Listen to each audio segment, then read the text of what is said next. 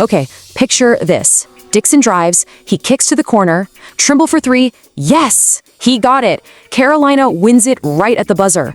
The crowd absolutely erupts. The court is flooded with people. I mean, what an unbelievable finish to one of college basketball's greatest rivalries.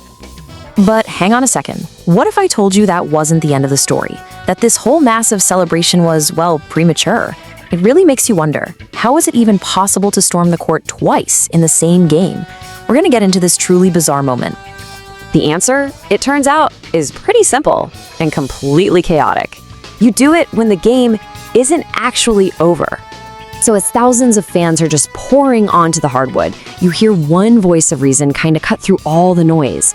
It was the announcer, right? He sees the officials huddled at the monitor and asks the question that would change everything. The celebration was in full swing, but the game clock, yeah, it might not have been at zero just yet. And this right here created one of the weirdest scenes you will ever see in sports.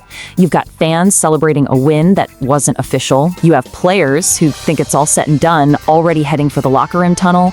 And right in the middle of all that chaos, the referees are trying to get control of a game that was technically still live.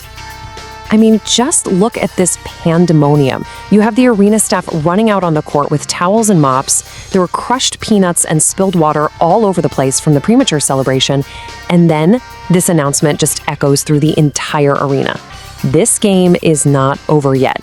Can you imagine being a player? You're halfway to the locker room and you hear that?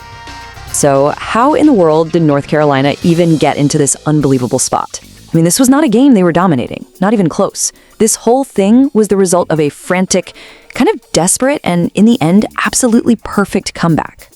Okay, let's rewind the clock a little. With just 2 minutes and 25 seconds left to play, UNC was losing.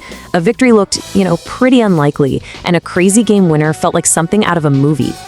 But then, it's like they just flipped a switch. In those final 2.5 minutes, the Tar Heels went on an unanswered 9-0 run. Duke could not buy a basket. Carolina literally clawed their way back, one possession, one defensive stop at a time, just to set the stage for that final chaotic play.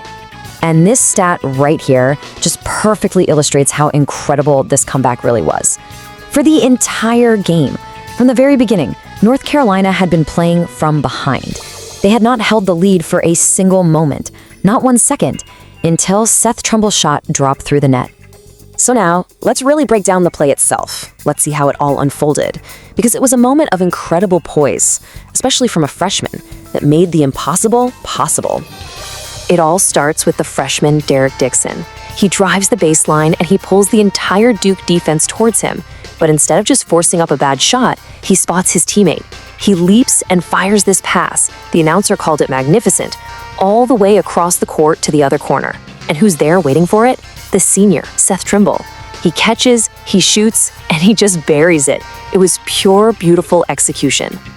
So after they reviewed that incredible play, the officials, they made the right call. The ball was through the net with 0.4 of a second still on the clock. So after the monumental task of clearing thousands of fans off the court, they put 0.4 seconds back up there for one last desperate heave from Duke. But this victory wasn't just about one shot or a chaotic finish. For the players, and especially for senior Seth Trimble, this was about something much, much deeper. This was personal. When he was asked about his reaction, Trimble's first word was just disbelief. But that disbelief quickly turned into the raw emotion of the rivalry. He said, "We had to get Duke." It wasn't just another W in the schedule. For him, this was a mission. So why that level of intensity? Well, because it had been 700 long days since North Carolina had beaten their biggest rival. That's nearly 2 full years of losses, of frustration, just waiting for this exact moment. And Trimble, he didn't pull any punches when talking about the year before. He said, "They whooped us, plain and simple." 3 times, Duke had gotten the better of them. And that feeling, that memory, it fueled this entire game, turning it from just another matchup into a real quest for redemption. So when you put it all together, the comeback, the shot, the chaos, the history, this becomes way more than just a win. It becomes a signature moment for the whole program, and it was built on the backs of some real unsung heroes. So yeah, Trimble hit the big shot, but he was not alone out there. Freshman Derek Dixon had that incredible game-winning pass. And look at Henry Vessar, 0 points in the first half, but he just came alive in the second, putting up 13 points and 11 rebounds. He showed the kind of toughness that really defined this Tar Heel team. Let's really put this in perspective for a second. This was UNC's largest comeback win against Duke in a quarter of a century. It was only the second loss of the entire season for a really, really good Duke team. And I mean, how perfect is it that the game winner was hit by Seth Trimble, the only senior on the roster who had ever even played in this rivalry before? You just can't write a better story than that. So after the court was cleared, after Duke's final heave fell short, and after the second official court storming began, this was the simple results. North Carolina 71, Duke 68.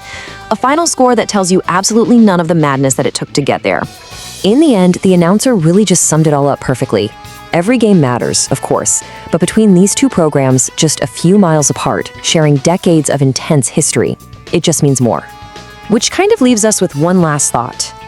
After a double court storming, a 700-day wait for revenge, and the biggest comeback in 25 years, you have to ask yourself, in a rivalry this deep, this intense, is any victory ever really just one game?